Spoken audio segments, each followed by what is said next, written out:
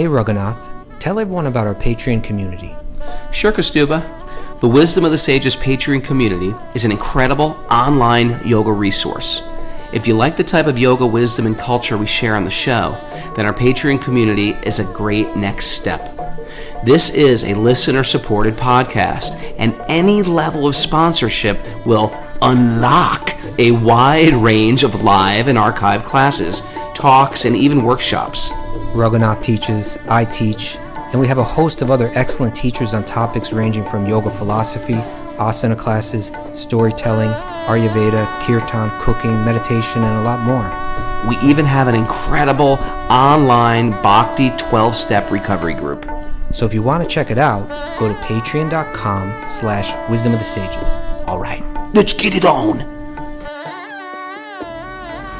Om Namo Bhagavate Vasudevaya. Om Namo Bhagavate Vasudevaya. Om Namo Bhagavate Vasudevaya.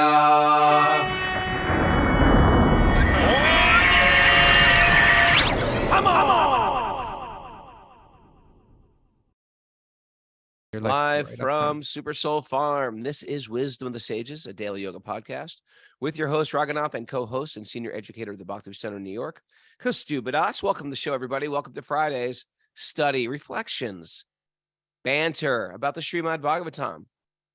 Very excited for today, Kastuba. Got some good stuff here. It's always good. It's always good. It's a great way to start your morning, Srimad-Bhagavatam, every day.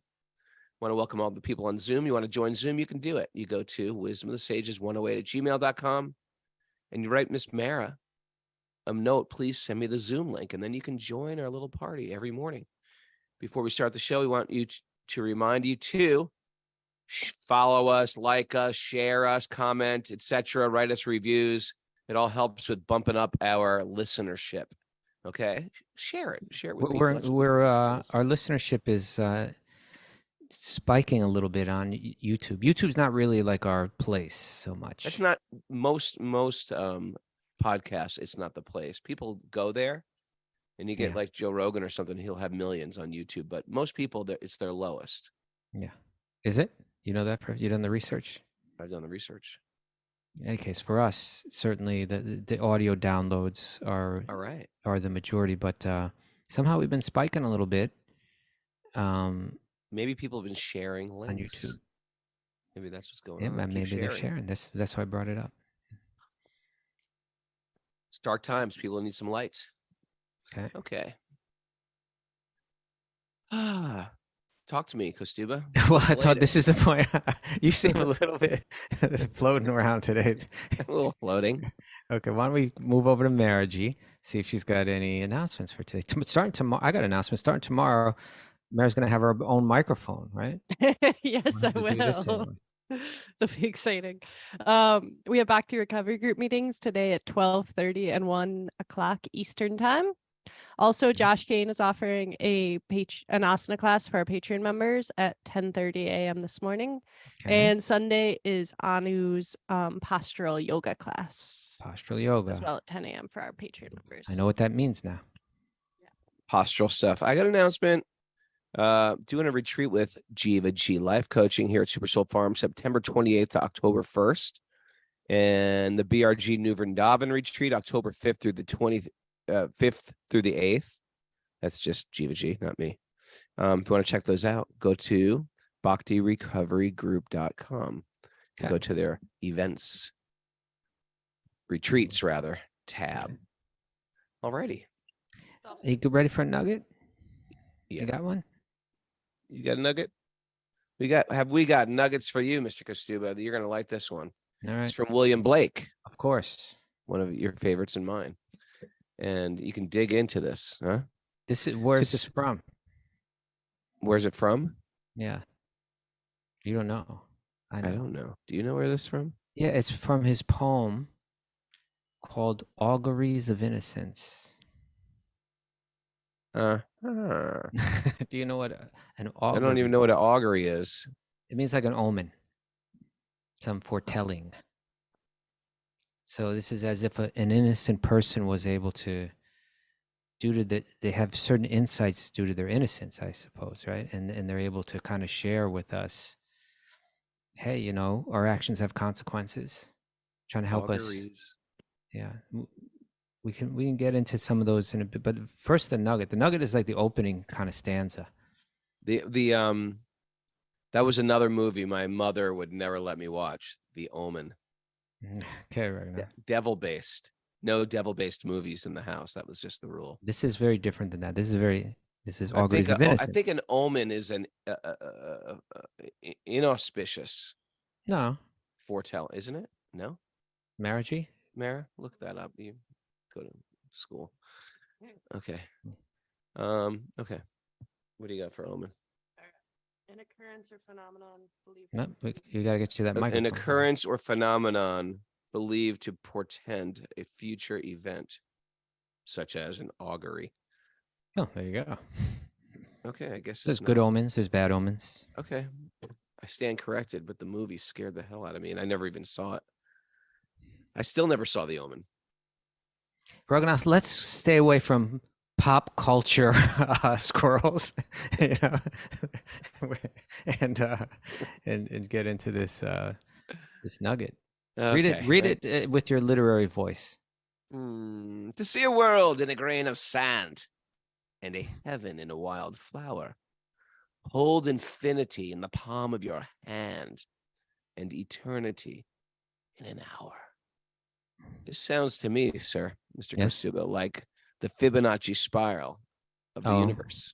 You mean the micro macro thing? Yeah. You can keep going smaller and smaller and smaller, can't you? And then you can keep going bigger and bigger and bigger. I mean, we can't. There's only limits to how small we can, break down the material universe, and there's only limits to how big we can see. But according to the Vedas, it's all working in these concentric circles. You could break it down. The human body, very similar to the earth itself, 70% salt water. There's positive and negative forces in your body trying to keep you healthy or trying to kill you. You can break that down to smaller portions of your body, or break these down to smaller circles like electrons, perhaps. Big. What are you doing? We've got nothing to say on this. Just say so. We could. Okay, come on back, Raghunath. Come on back. Come on back. We lost him there. We lost him. Just let me know when you're back, Raghunath. Just let me know when you're back. Hit him, Mara. I think he needs a slap right now. Poke him with a knitting needle. Do something. Say something, please. Say something. You talk. Well, come on. Let's look at this.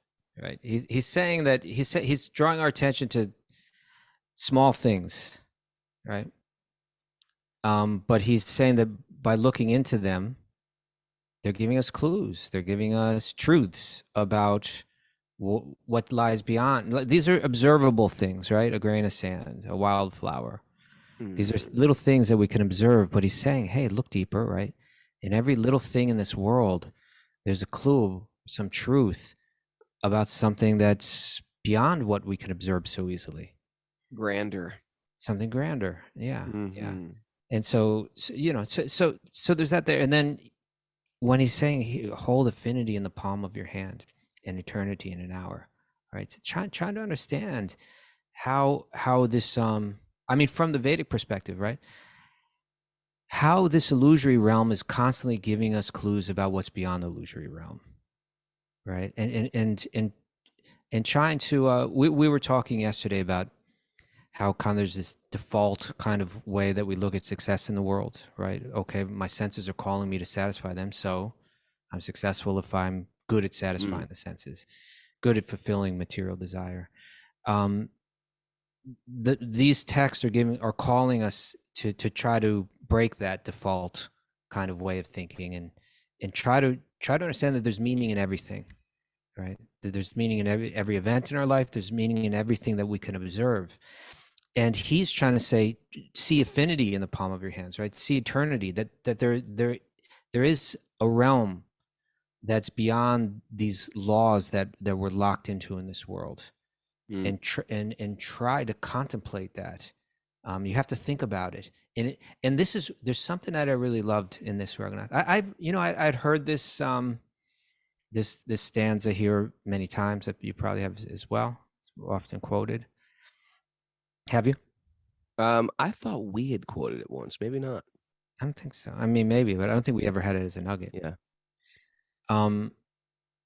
But here's what today I read the entire poem. And there's something that I really loved about it. So it starts with this verse that we just read, which is in a certain meter, and then it switches meter and it goes on for a long time. And it's giving all of these little kind of two-line, little kind of moral, I guess omens is what, auguries, right? Auguries. But they sound almost like animal rights kind of stuff. A lot of it sounds like animal rights kind of stuff. Are we gonna have to read this whole poem? Well, we could. I chose some of the little couplets from it. You want to hear them? Okay. Yeah. A robin redbreast in a cage puts all heaven in a rage. A dog starved at his master's gate predicts the ruin of the state. You like that one? Yeah. So it reminds me of all the Vedic omens you hear about.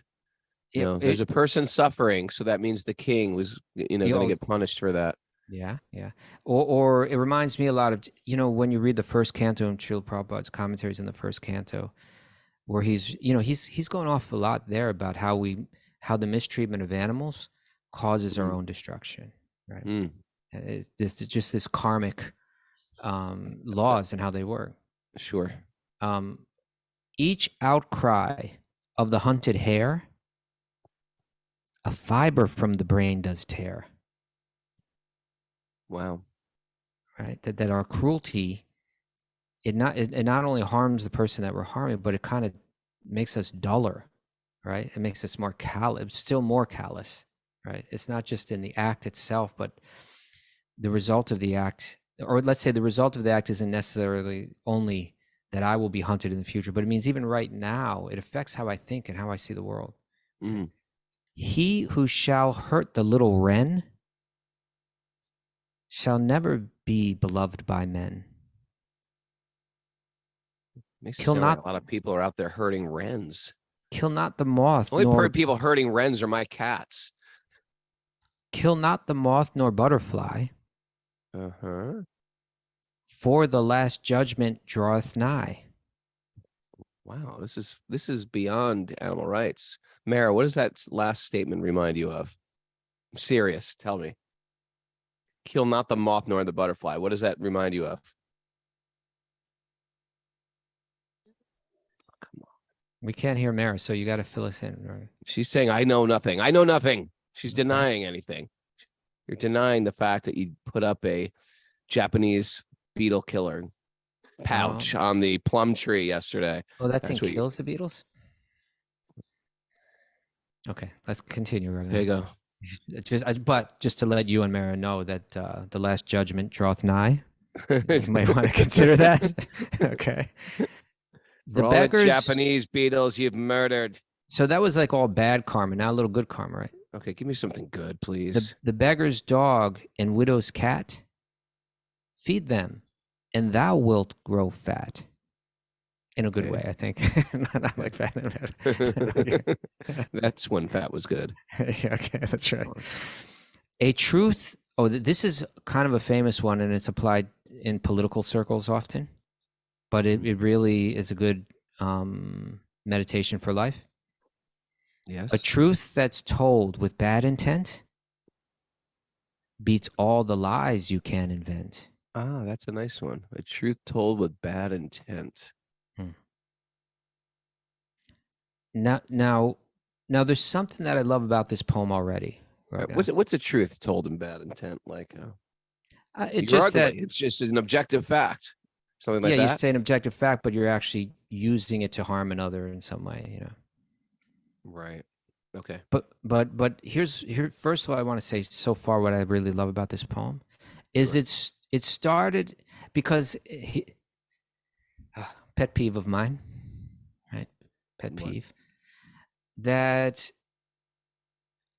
are in our very current time. I would say in the last, I don't know, 5, 6, 7, 8 years, something like that.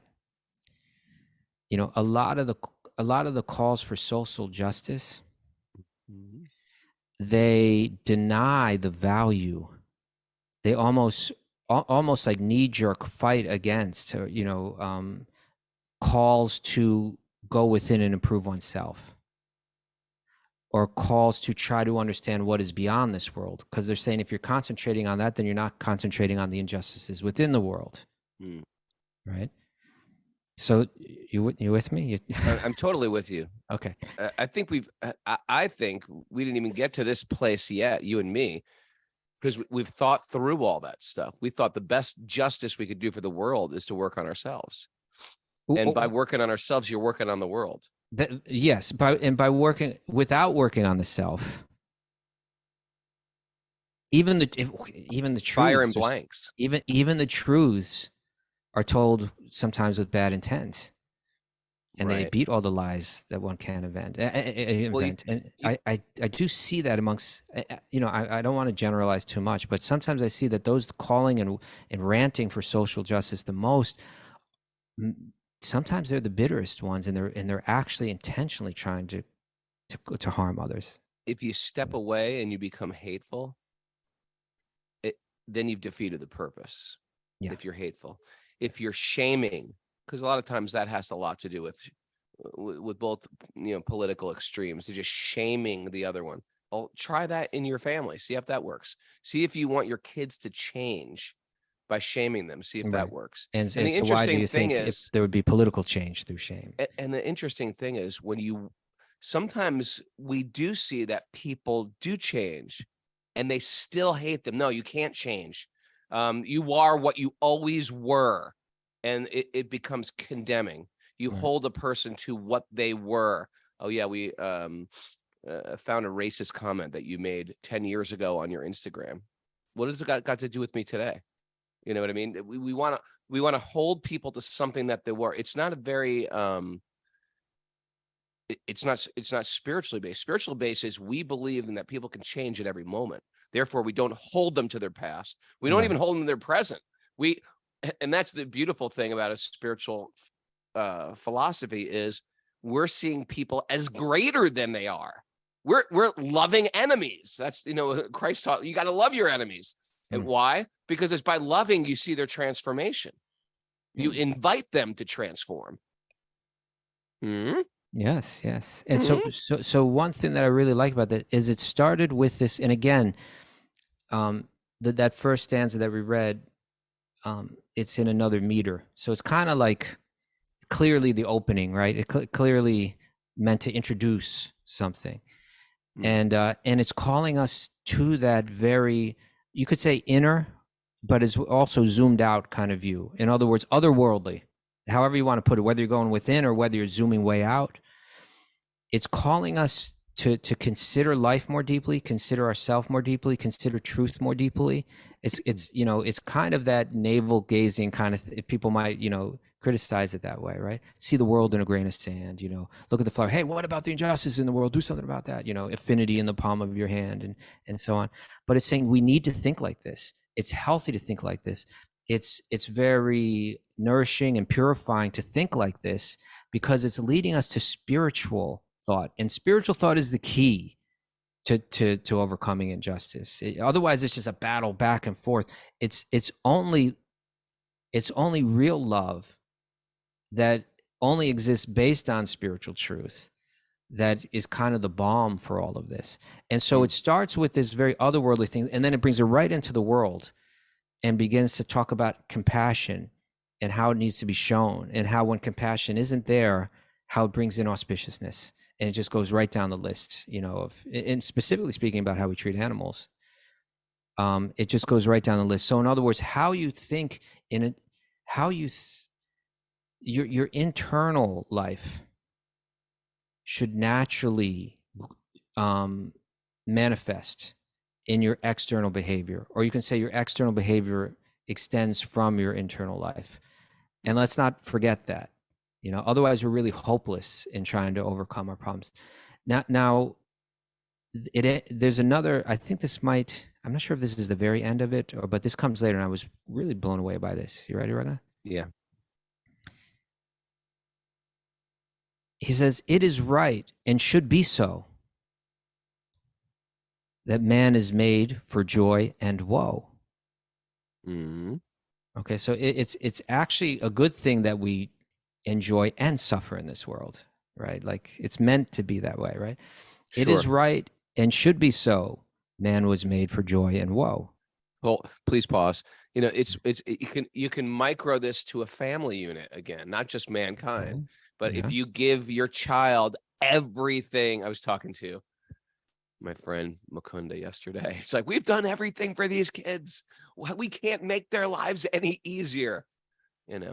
Growing up, like my father wasn't my friend. My father didn't just hand me money. This generation of parents, we've jumped through so many hoops to give these kids like things we haven't had, and it doesn't help them grow at all. It just makes them a little dependent, a little lazier, a little more it'll just happen. It's that generation that is like our parents, it was almost pinched. There was a pinch to survive, that they sort of like grew and they developed character. So if you get whatever you want anyway, how are you going to even grow in this world in the first place?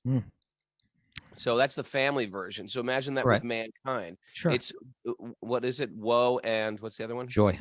Woe and joy. They're going to come. Let them come. Don't try to avoid them. Just try to deal with them. Set a better sail. Right. And what it does is it gives us the right perspective so that we can move through this world without creating more bad karma for it. And so it goes like this. It says, it is right and should be so. Man was made for joy and woe. And when this we rightly know, through the world we safely go. Right? Like we can move through this world without harming anyone, without harming ourselves when we're growing and learning through all this. And then he continues, joy and woe are woven fine, a clothing for the soul divine. Wow, that's really nice. Under every grief and pine. Grief and pine. Pine means to like work, right? To desire. To desire, Mara says. You said it. I said it. But I don't know, maybe Mara said it too. She doesn't have her microphone set up yet. Tomorrow. She's going to give credit. I'm just not going to give you any credit for anything. I just said it. Okay. Again. I'm going to read the whole thing here again. It is right and should be so. Man was made for joy and woe. And when this we rightly know, through the world we safely go. Joy and woe are woven fine, a clothing for the soul divine. Right? Our body is just made to enjoy and suffer. That's the design, right? This guy was like self-realized. I know, it's really good. Joy and woe are woven fine, a clothing for the soul divine. Under every grief and pine runs a joy with silken twine. Ooh. In other words, that sounds like, correct me, if you're just just doing your duty in this world, there's actually something very, very silken, really, really fine, except the joys and the distresses of this life. And then that's the real. Yeah, I mean, I was reading that as like, he's saying, look, we're in a material body, right? And the material body is destined to enjoy and suffer. That's the nature of this world. That's how it works. But under every thing that we suffer in this world and every desire that we have, there's something eternal underneath it, right? He started talking about eternity, holding eternity in the palm of your hand and so on, realizing your own eternity, right? And so when he says runs a joy with silken twine, I believe that to mean that there's an eternal happiness that we have underneath it all. That's our nature, right? Okay. That's our nature. And so accept the joy and the woe of the material world, recognize its temporary nature, but recognize underneath it all, there's joy. Ultimately, there's joy underneath it all. And that's what we're meant to discover in life. And so therefore observe, the whole world in a grain of sand, and heaven in a wildflower, and hold affinity in the palm of your hand, and eternity in an hour. Contemplate what's beyond this. Act right in the world. Act with compassion in the world. It will bring auspiciousness in your life. But accept the good and the bad that come in life. Accept the pain and the joys that come in life. But concentrate on that eternal happiness that's underneath. Seek that. Try to find that. William Blake. That was good. Yeah. Bathing my mind, my intellect in William Blake this morning. as fine intellects do. Yes. Sipping your beverage there as Mara quietly knits in the background, also deep in contemplation. Yeah. This is how Raghunath lives in his upstate cottage. So the stone wall is happening. Okay. Got a lot of stones collected, and guess who's going to help me? Raghunath, you need so many stones for that wall. Like I've got stones, man. You don't know. Understand how many stones I have here. It's like a New England property. There's tons of stones. I don't believe it. Yeah, I've got great ideas, and Chris Pitt's going to help me. He's like a bull, this guy. Okay. Are we going to get into Bhagavatam? We got... Yeah. Sunday, the stone wall begins. All right. Putting that out there. But my question is, will it ever end? Down for a stone wall party. My question is, will it ever end? Like, will you start? I just keep making stone wall. You know what? No. My point is, we get started and never finish it because you don't have enough stones. All right. Narayanam namaskrityam naram chaiva narottamam devim saraswatim vyasam tato jayam mudirayat. Before reciting the Srimad-Bhagavatam, which is our very means of conquest, one should have respectful obeisances to the Supreme Lord Narayan, unto Narayan Rishi, the supermost human being, unto Mother Saraswati, the goddess of learning, and to Srila Vyasadeva, the author. Nasta prayeshva bhadreshu nityam bhagavat sevaya bhagavati uttama shloki bhaktir bhavati naishtiki. By regular attendance in classes in the Bhagavatam, and by rendering service to the pure devotees, all that is troublesome to the heart will become eradicated, and loving service to the Supreme Lord, who is praised with transcendental songs, will be established as an irrevocable fact. Om Gyana Tamarandasya Gyananjana Shalakaya Chakshurun Midatam Yena Tasmai Shri Gurave Namaha. I was born in the darkness of ignorance, and my teachers are opening my eyes with the torchlight of knowledge. I offer my obeisances at their lotus feet. Okay. Reading from Srimad-Bhagavatam, Canto 5, Chapter 25, Text 9. Text 9. I think we can finish this chapter today because there's only 15 verses. Raghunath. And then we deal with the hellish planets next week. Then we go to hell. Go to hell. I'm telling everybody on Zoom, go to hell right now. Wait till tomorrow. Next week, you go to hell. We're going to give you a little tour of hell. I'm your tour guide, Raghunath. Yeah. So we've been on a journey, Raghunath. You know where it began? Where? It began in the 16th chapter. We're in the 25th chapter. Okay. But in the 16th chapter, King Parikshit said to Sukadeva Goswami, he said this, and this gives us a clue about why we've been talking about all these different planets and different, what's going on in all these different places throughout the universe. He said, when the mind is fixed on the supreme personality of Godhead in his external feature, made of the modes of material nature, right? Mm-hmm. This material world, the gross universal form, right? It's tangible. I may not be able to see Krishna in the spiritual, but I can see this world, right? So when the mind is fixed on the supreme in that form, when I'm looking at that form and seeing God in it, then the mind is brought to the platform of pure goodness. Sudasattva, right? That spiritual thinking. In that transcendental position, one can understand the supreme personality of Godhead, Vasudeva, right? The one who dwells in everything and everything dwells within, who in his more subtle form more subtle than this world, right? Who in his more subtle form is self-effulgent and beyond the modes of nature. O my Lord, O Sukadeva Goswami, please describe vividly how that form, which covers the entire universe, is perceived. Okay, so then he went up to the top of the universe and started coming down, started visiting, talked about how the Ganges River flows through the whole thing, talked about the movements of the sun. It's kind of like if like I said to Raghunath, describe for me like America, right? Like, and I'm asking like how can I observe America and really understand what it's all about? And you said, well, we're going to start, in Maine or something like that, and then you said a couple 100 miles from there, you have Boston, and then you go, so many more miles and you have Connecticut, and you're giving all these measurements and everything, and that's what these chapters, we kind of skip through them because it gives a lot of measurements, but also as you were describing that, when you got to Boston, you say, and here's a famous person from Boston and how they view America.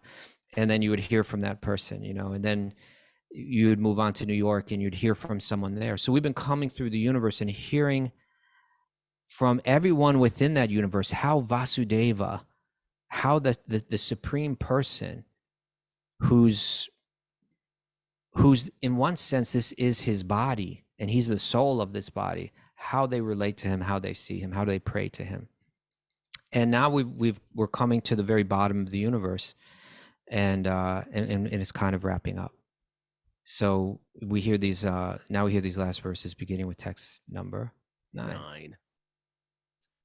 By his glance, the Supreme Personality of Godhead enables the gunas, the modes of material nature, to act as the cause of the universal creation, maintenance, and destruction. The Supreme Soul is unlimited and beginningless, and although he is one, he has manifested himself in many forms. One, how can human society understand the ways of the Supreme? Yeah. And figure out. It's Prabhupada says in the commentary, he says, how can any human being, however great a scientist or philosopher he may be, understand the ways of the Supreme Personality of Godhead? And when I looked at it, I said, oh, there it is. Scientist is pratyaksha, right? The scientist is trying to gain knowledge through direct observation. Yeah, and philosopher, anumana, right? They're through inference, they're trying to understand. Oh, interesting.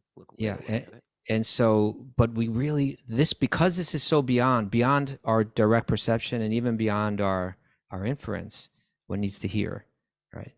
So we hear from Bhagavatam. Yeah, we're trying to figure.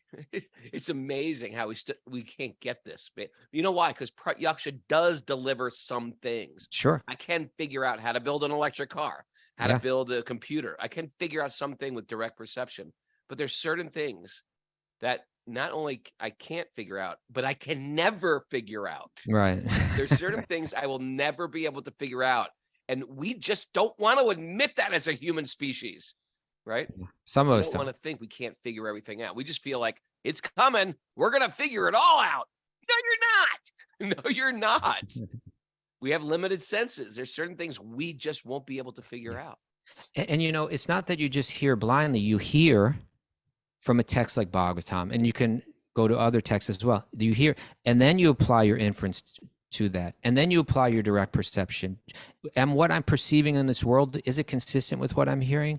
Does it make what I'm hearing, does it solidify that? Does it back that up? Or does it seem to contradict it? It's not that the projection, the anumana, not that direct perception or inference have no value, but they can be used and applied to help validate what we're hearing. I'm not going to go where I want to go right now. Okay, I'm not going to try to get you to go there, but I'm just going to put it out there. Oh, you are going to go there. Okay. No, I'm not going to go there. I'm just going to share this with you. I think our culture and society needs more exorcists. That's all I'm saying. Okay, let's keep going. We'll leave it at that. Text 10. This manifestation of subtle and gross matter exists within the Supreme Personality of Godhead, out of causeless mercy towards his devotees. Okay, why don't we just, when it says that this manifestation of subtle and gross matter, that means the universe, right? It's got its material energy, and then it's got the souls within it, spirits within the material world. Okay. This manifestation of subtle and gross matter exists within the Supreme Personality of Godhead. Out of causeless mercy towards his devotees, he exhibits various forms, which are all transcendental. The Supreme Lord is most liberal, and he possesses all mystic power to conquer the minds of his devotees and give pleasure to their hearts. He appears in different incarnations, manifests many pastimes. Interesting, right? So he's given the description of the entire universe. He's saying, in one sense, it is the body of the Supreme, in one sense, right? But then he's saying, but he actually comes personally into that bubble, right? And he says, how did he say it again? Out of his causeless mercy towards his devotees, he exhibits various forms which are all transcendental, right? Why does he appear as Matsya, the fish? Why does he appear as Kurma, the tortoise, right? Why does he appear as Narasimha, the half man, half lion? Why does he appear as Krishna, the beautiful, God of love? He's doing it out of mercy. He's doing it to display forms which are transcendental, to captivate us, to he says here, to conquer the minds of his devotees and to give pleasure to their hearts. That's why. That's why, right? Because couldn't God just say, okay, evil be gone? Yes, he could.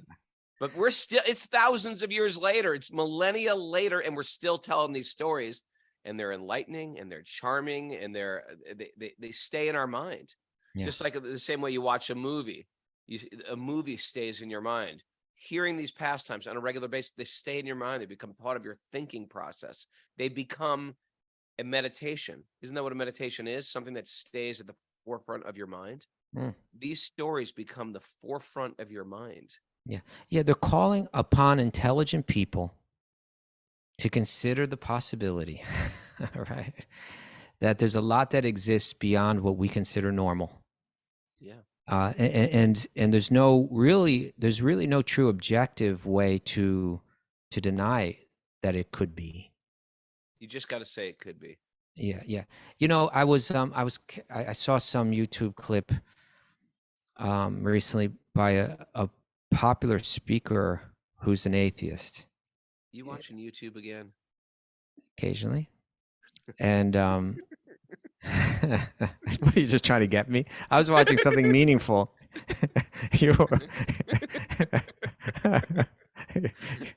Are you insinuating that I watch unmeaningful things on YouTube? If the shoe fits, Raghunath.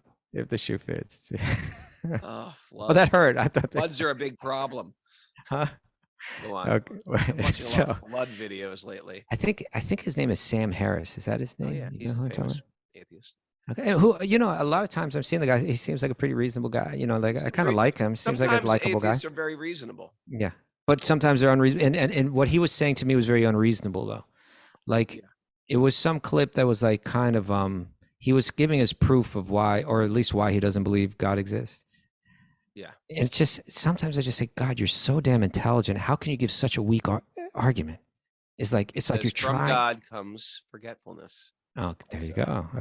So his argument had to do, it was like a biblical argument.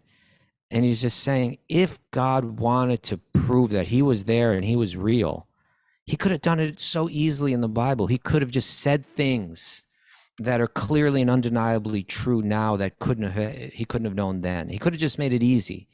Right. And the fact that he didn't do that means that he doesn't exist.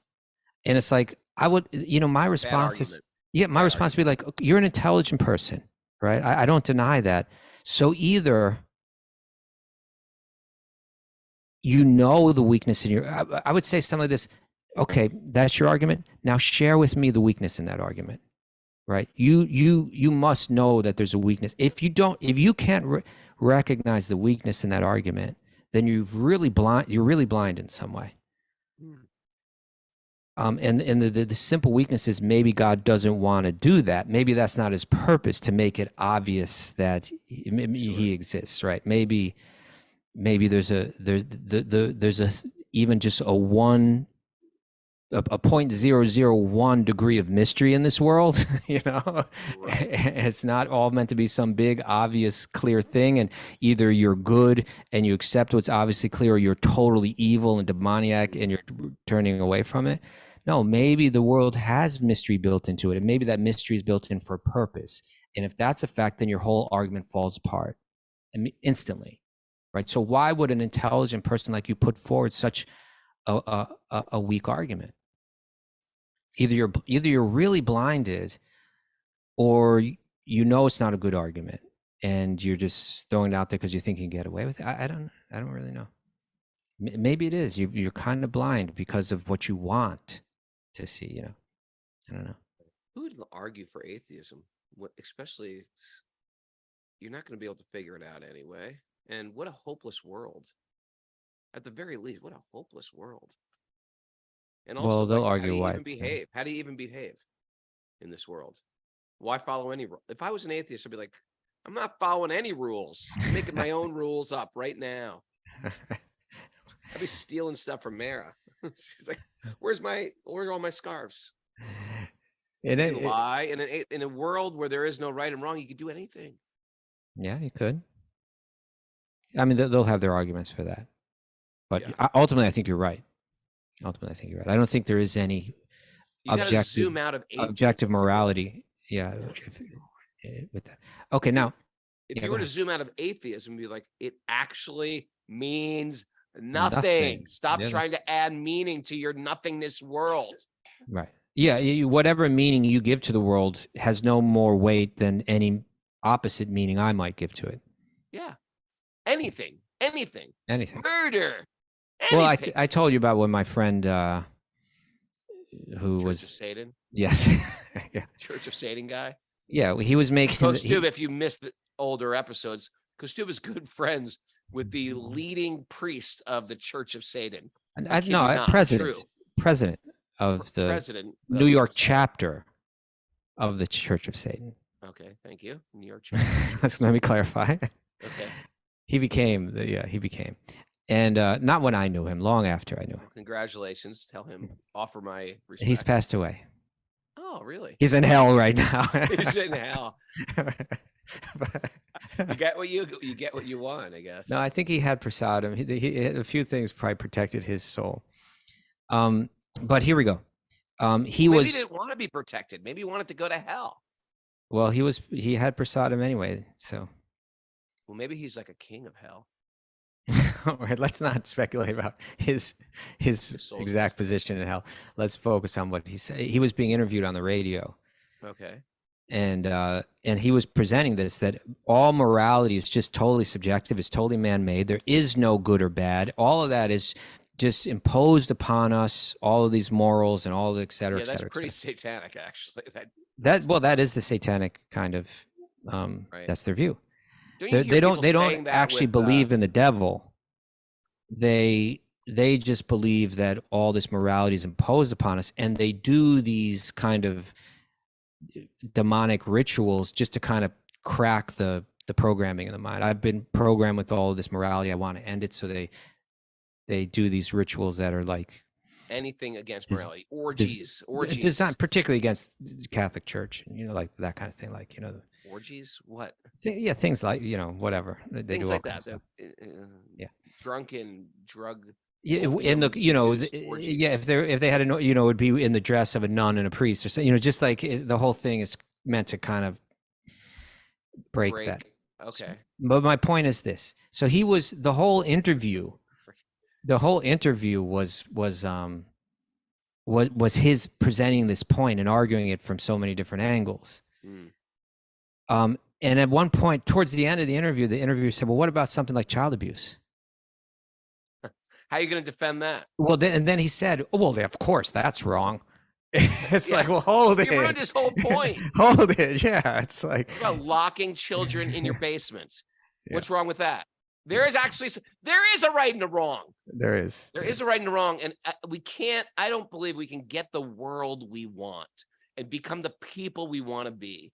And have the culture go the way we want it, where we actually have some type of justice in the world unless there's our own personal regulation of the senses and regulation of our mind's desires.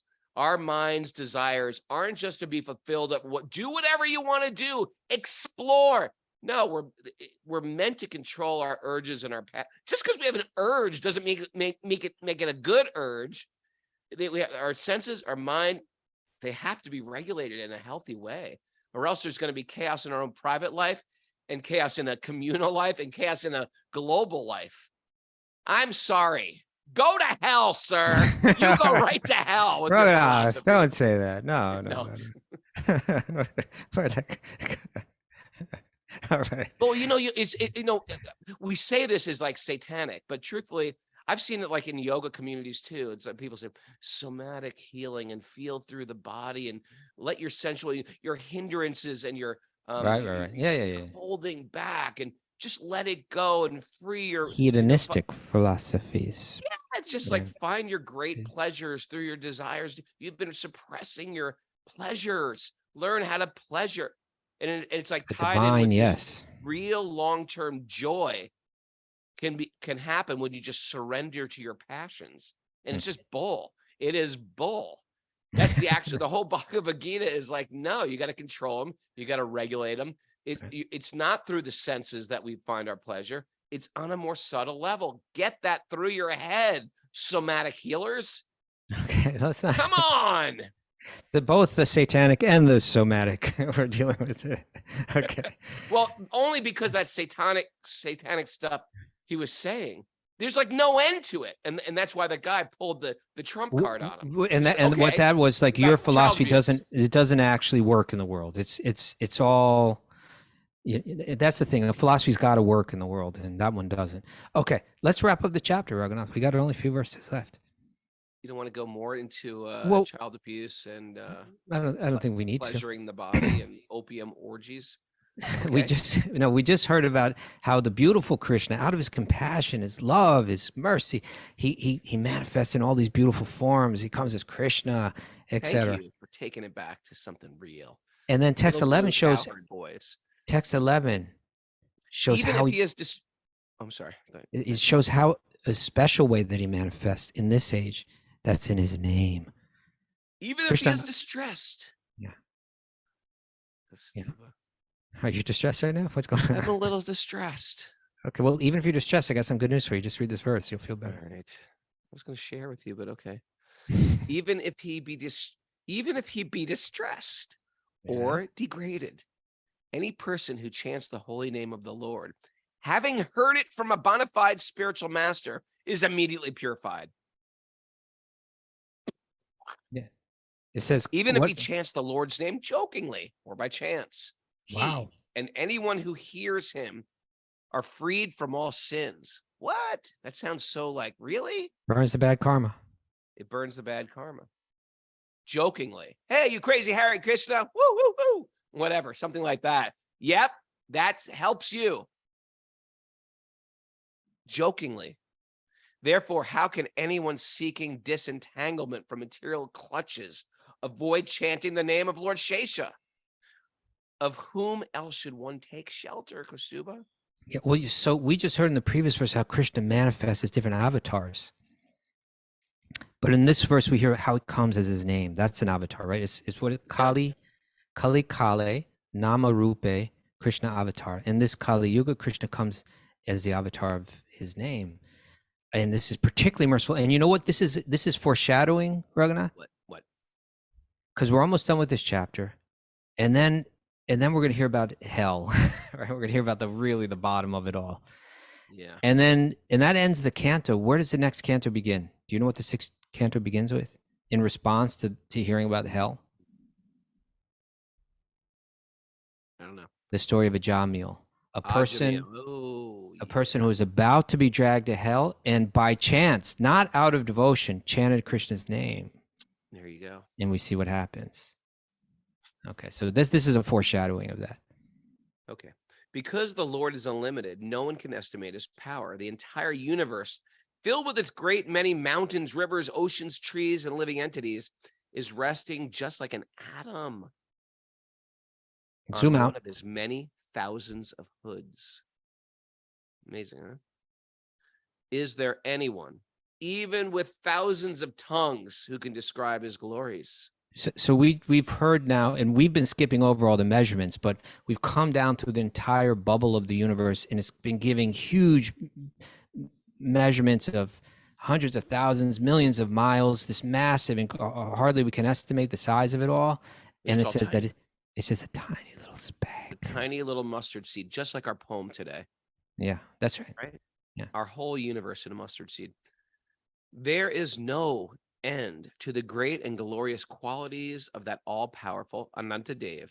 Indeed, his prowess is unlimited, though self-sufficient. He himself is the support of everything. He resides beneath the lower planetary systems and is easily sustains the entire universe.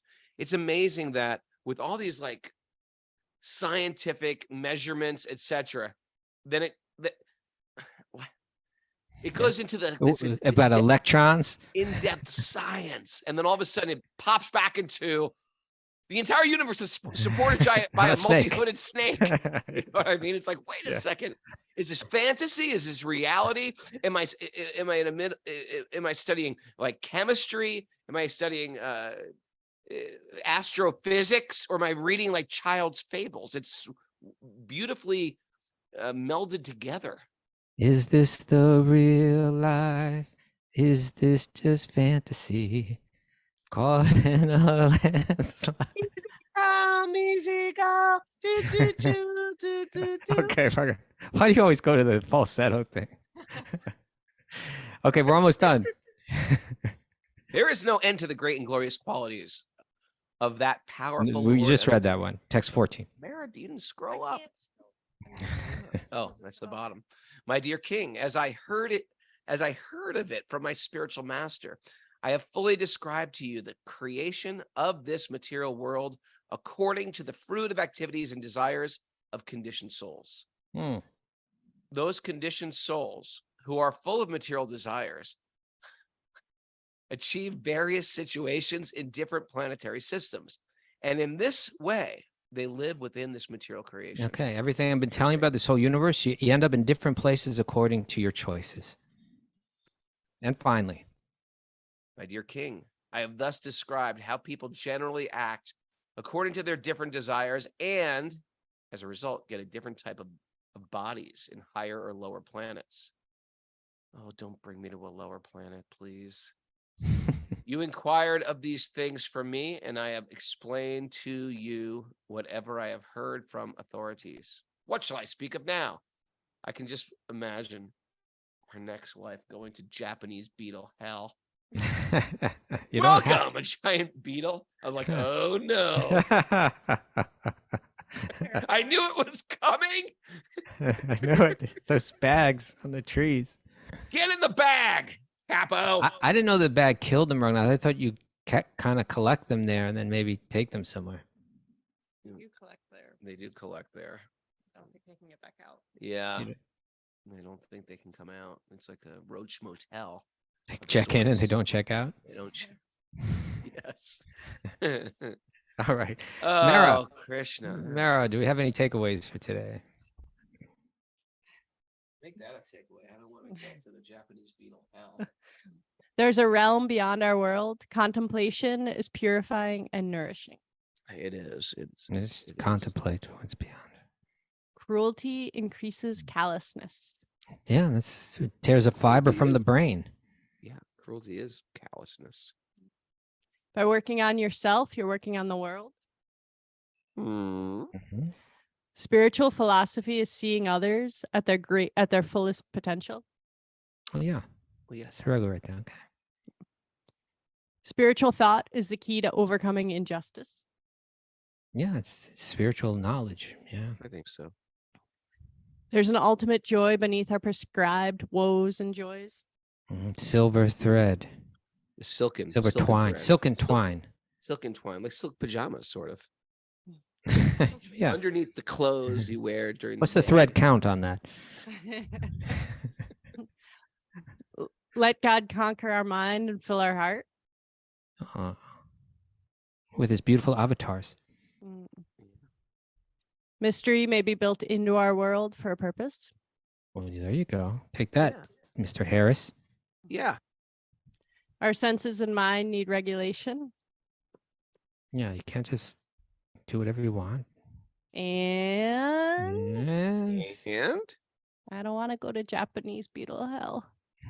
Hell. No, Well, you I can really do don't. something about that right now. I got some good news for you, Kastuba. Yeah. I was just listening to Huberman. What's it called? Huberman Lab podcast yesterday. People suffering from ADD, they're actually incredibly focused. They're just focused on one particular thing.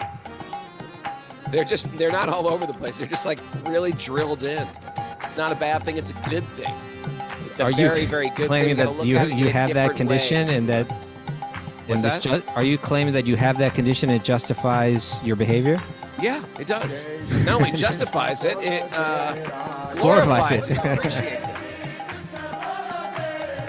Yeah. But what if the thing that you're so focused on is animals killing each other?